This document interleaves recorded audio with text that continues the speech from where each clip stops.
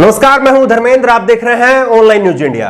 2014 में नरेंद्र मोदी जी ने नारा दिया, बहुत हुआ महिलाओं पर अत्याचार, अब की बार मोदी सरकार।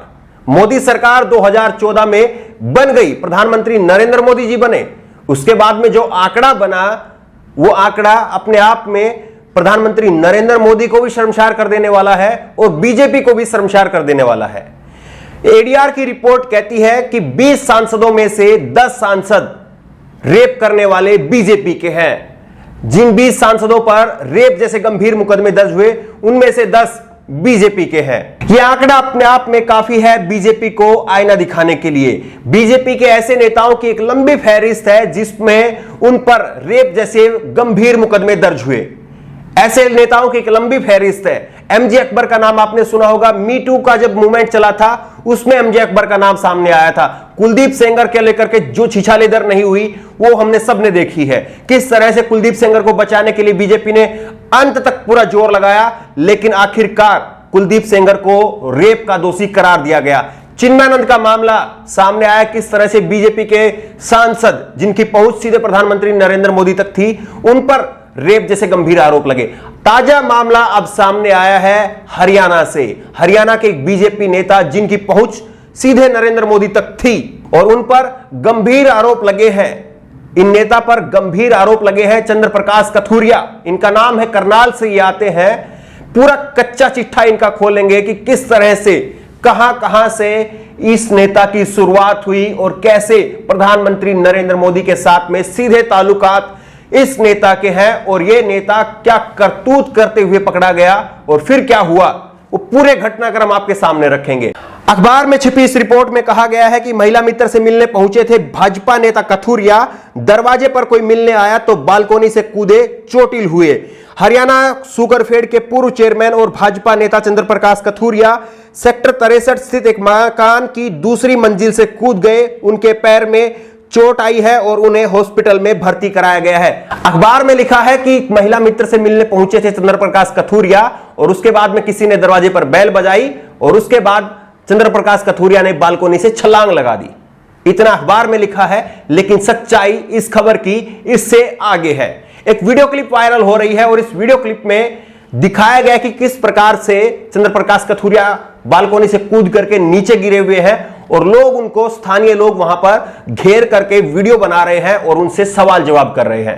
पहले आप ये वीडियो देखिए और फिर इस खबर की पूरी तह दर तह पूरी सच्चाई आपके सामने रखेंगे। ये बीजेपी लीडर है, करनाल तो कुड़ी लेके बढ़िया जी इसे सवाल जवाब कर रहे हैं और कथूरिया साहब बिल्कुल सन्न हो चुके हैं। बीजेपी नेता चंद्र प्रकाश कथूरिया एक विवाहित महिला के साथ में कमरे में थे और इस महिला के पति ने वहां आकर के बेल बजाई और उसके बाद में पूरा हंगामा मच गया, और फिर उसके बाद में जो घटनाक्रम हुआ वो आपके सामने है। अब आपको बताते हैं सिलसिलेवार तरीके से कि इस नेता की, ये मामूली, इनको बीजेपी का नेता आप मत मानिए, इनकी पहुंच सीधे प्रधानमंत्री नरेंद्र मोदी, राजनाथ सिंह, अनुराग ठाकुर, कई सारे बीजेपी के बड़े नेताओं के साथ में सीधे ताल्लुकात हैं। किस तरह से है आपको तस्वीरों के जरिए दिखाते हैं। कि तस्वीर आप देखिए कि किस तरह से प्रधानमंत्री नरेंद्र मोदी जी का वेलकम कर रहे हैं चंद्र प्रकाश कथूरिया। यह तस्वीर है 8 मई 2019 की। चंद्र प्रकाश कथूरिया ने खुद अपनी प्रोफाइल फोटो पर इसको लगाया हुआ है, जिसमें प्रधानमंत्री नरेंद्र मोदी जी का वो स्वागत कर रहे हैं और प्रधानमंत्री जी उनसे गुलाब का फूल ले रहे हैं, हाथ मिला रहे हैं, बिल्कुल आमने सामने खुल करके।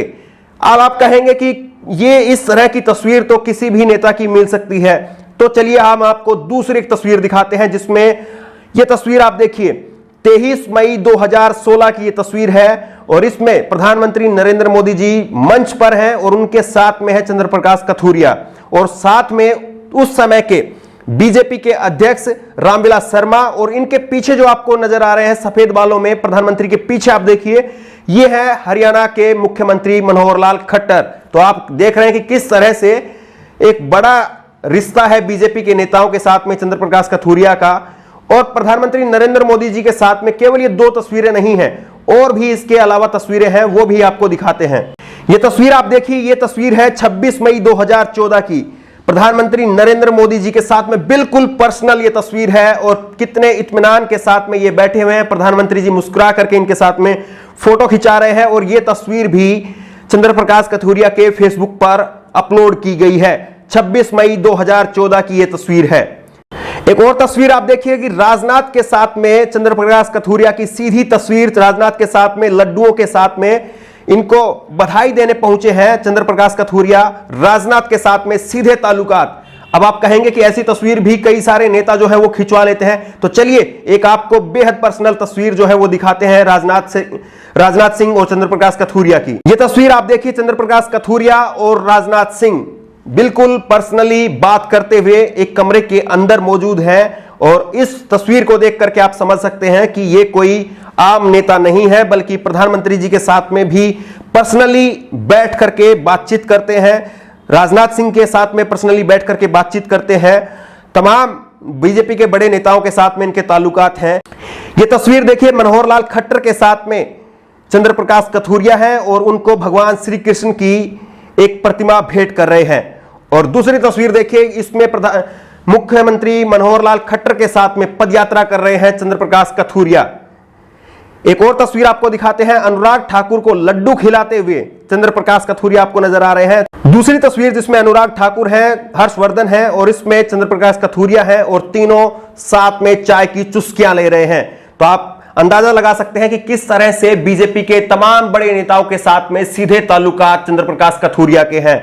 और एक और तस्वीर आप देखिए कि सुषमा स्वराज के साथ में और नितिन गडकरी के साथ में इनकी ये तस्वीर आप देख रहे हैं। और इसमें एक और तस्वीर है जिस तस्वीर में ये नितिन गडकरी को गदा भेंट कर रहे हैं। तो आपने देखा कि किस तरह से बीजेपी के बड़े नेताओं के साथ में इनके ताल्लुकात हैं। ये तस्वीर आप देखिए, गर्व से कहो हम भाजपा में हैं, सही नियत सही विकास। क्या नियत थी वो अब सामने आ गई है। ये दूसरी तस्वीर देखिए, मोदी है तो मुमकिन है। बीजेपी के ऐसे नेता हैं, इसीलिए शायद मुमकिन है कि एडीआर की रिपोर्ट कहती है कि 20 में से 10 सांसद बीजेपी के हैं। नमो अगेन करनाल लोकसभा, फिर एक बार मोदी सरकार, चंद्र प्रकाश कथूरिया लोकसभा करनाल, मेरा परिवार भाजपा परिवार।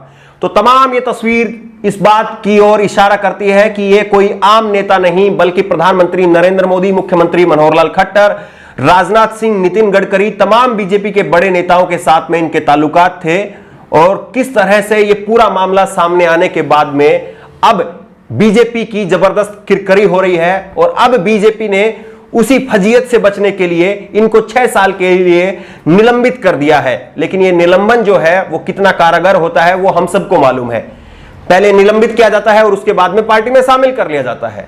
इस तरह की तस्वीरें हमने खूब देखी हैं कि किस तरह से रातों रात जो है वो निलंबन के बाद में पार्टी में नेताओं को जरूरत पड़ने पर वापस ले लिया जाता है।